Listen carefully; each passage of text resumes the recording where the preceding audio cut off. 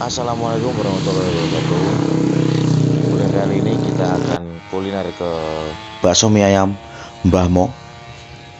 Tepatnya di Jalan Timang, arah ke Jatipuro. Ini lokasinya baru 2 bulanan.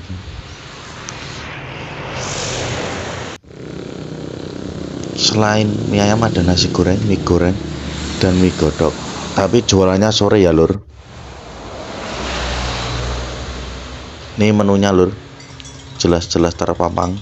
Mie ayam bakso ini buka dari jam 10-an ya lur. Tempatnya bersih.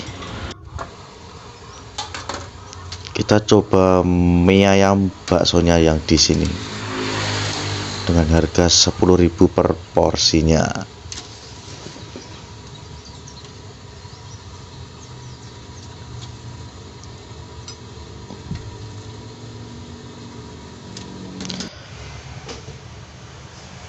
Ada kerupuk juga lur, kerupuk kuning.